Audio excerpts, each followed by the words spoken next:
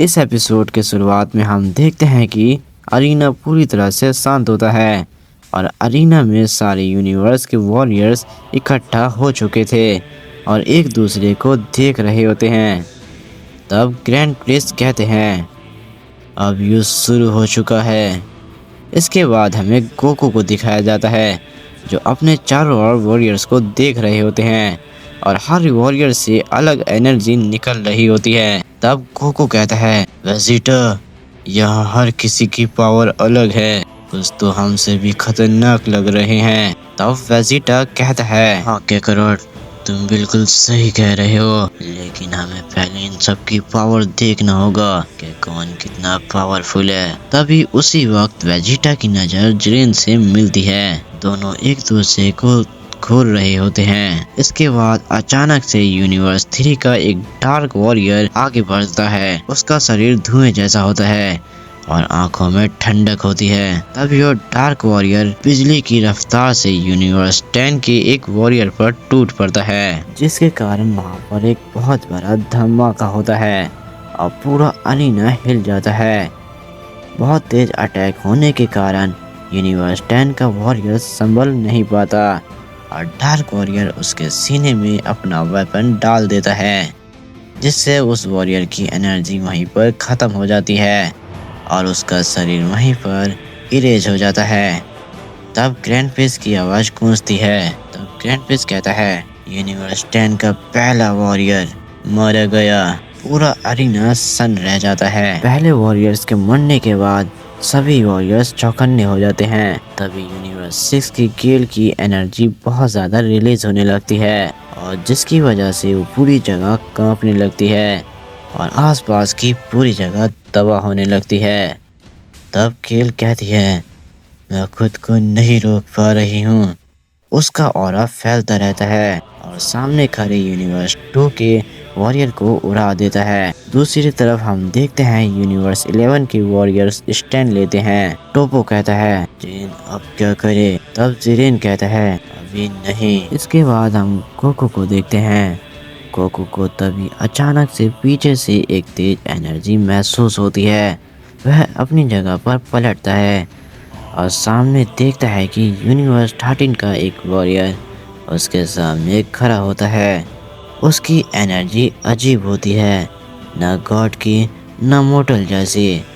तभी वो वॉरियर कहता है, सन गोकू, मैं तुम्हें कब से देखना चाहता था, तुमसे फाइट करना चाहता था, लगता है वो मौका आ चुका है। तब गोकू हल्की मुस्कान के साथ स्टैंड लेता है और कहता है, तो लगता है हमारी पहली फाइट यहीं से शुरू होगी। ये सब वेजिटा थोड़ी दूर से देख रहा होता है और मन ही मन कहता है, गोकू का पहला अपोनेंट मिल गया, काफी मजेदार है। दोनों वॉरियर्स एक दूसरे के चारों ओर घूमने लगते हैं और अपनी ऑरा को रिलीज करते हैं, जिसके कारण वहाँ जमीन में क्रैक होने लगते हैं। अरीना अब पूरी तरह से युद्ध में बदल चुका था। हर कोने में एक अलग लड़ाई चल रही होती है। तब ग्रैंड प्रिंस धीमे से बोलते हैं, अब देखना यह है कौन सरवाइव करेगा और कौन इतिहास बनेगा। तब गोकू और वो वॉरियर एक दूसरे की तरफ बढ़ने लगते हैं। तब वो वॉरियर कहता है, सन गोकू, तुम्हारी पावर केवल ताकत नहीं, ये एनोमली है। तब गोकू हल्की मुस्कान के साथ कहता है, एनोमली हो या प्रॉब्लम, अगर फाइट करनी है तो सीधे आओ। दोनों एक ही पल में खामोश हो जाते हैं। फिर दोनों एक साथ गायब होते हैं। अगले पल ही एक बहुत बड़ा धमाका होता है। धमाके के बाद हम देखते हैं कि गोकू और उस वॉरियर में काफी घमासान लड़ाई शुरू हो जाती है। दोनों एक दूसरे पर पंचेस और किक करता है, जिसके कारण वहां पर काफी ज्यादा शॉक वेव निकलती है। तब गोकू पीछे हटते हुए मन ही मन कहता है, ये मेरे मूव पहले देख लेता है, जैसे मेरी फाइट कॉपी कर रहा हो। तब वो वॉरियर अचानक से पीछे होता है और कहता है, अब ये मेरा अटैक संभालो।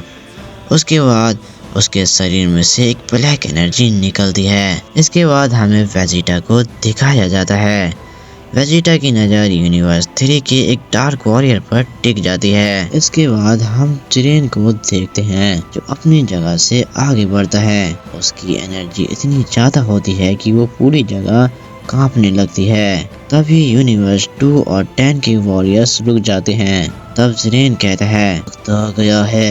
वह यूनिवर्स 13 के एक डार्क गॉड वॉरियर की तरफ देखता है और डार्क गॉड मुस्कुराता है। इसके बाद वो वॉरियर कहता है काफी ताकतवर दिख रहे हो, तुमसे फाइट करने में मुझे काफी मजा आएगा।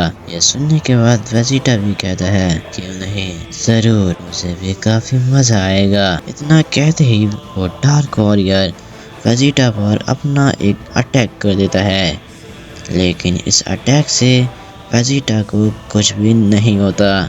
वह अपनी जगह पर से हिलता भी नहीं है। तभी वेजिटा अपना एक डार्क वॉरियर पर पंच कर देता है, जिससे वो वॉरियर काफी ज्यादा दूर जाकर गिरता है। वेजिटा की ऑरा हल्की वायलेट हो जाती है। इसके बाद हमें गोकू को दिखाया जाता है जो अभी भी उस वॉरियर से फाइट कर रहा होता है। तभी वो वॉरियर अचानक से अपने दोनों हाथ हवा में उठाता है और अपनी एनर्जी चारों तरफ फैला देता है, जिसके कारण गोकू का शरीर एक पल के लिए फ्रीज हो जाता है। तब गोकू कहता है ये क्या है। तब वो वॉरियर इतने में ही अपना एक पंच गोकू के पेट में कर देता है, जिससे गोकू जमीन पर घिसटता हुआ काफी दूर जाकर गिरता है। ये देखकर पूरा अरीना सन्न हो जाता है। ये वेजिटा दूर से देखता है और गुस्से से कहता है कैकरॉट। गोकू धीरे धीरे उठता है, मुंह से खून पोंछता हुआ मुस्कुराता है। तब गोकू कहता है अब मजा आ रहा है। उसकी आंखों में हल्की सिल्वर साइन आती है, लेकिन वह अल्ट्रा स्टीन एक्टिवेट नहीं करता। ये सब ग्रैंड प्रिंस देख रहे होते हैं और कहते हैं अब टूर्नामेंट अपनी असली दिशा में प्रवेश कर चुका है। गोकू आगे बढ़ते हुए कहता है तुम स्ट्रांग हो, लेकिन तुम अब तक सिर्फ मेरे मूव्स कॉपी कर रहे थे। तब वो डार्क वॉरियर कहता है कॉपी नहीं, मैं इवोल्यूशन हूँ।